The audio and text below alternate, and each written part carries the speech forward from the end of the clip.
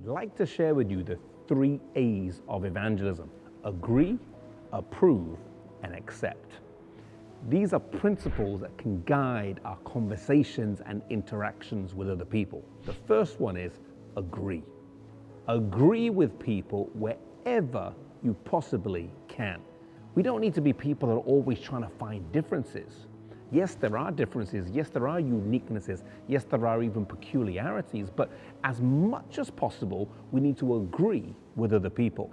In the book Evangelism, page 141, it says, agree with people wherever you possibly can. Let them know that you have a love and a genuine concern for their souls. For example, if someone's just passed away and they say to you, I'm just looking forward to seeing my mother again. They're up there in heaven having a peaceful time.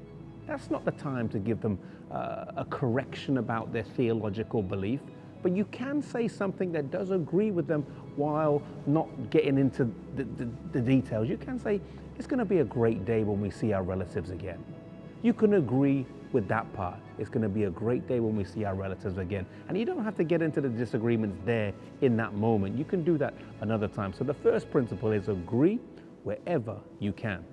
The second A after agree is approve. Show approval as much as you can wherever you can. We see this in the life of Jesus when Mary comes and washes his feet with some very expensive perfume.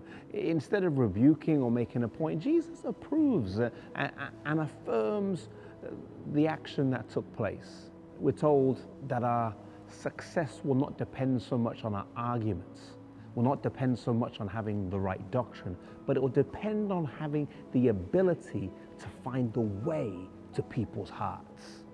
And this happens when we approve and when we agree where we can consistently do so. I'm not talking about agreement for the sake of agreement, but it's agreement where you can consistently do so and follow that with approval where you can.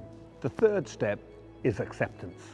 After agreement, after approval, we have acceptance. And that is to just be accepting of people where we can.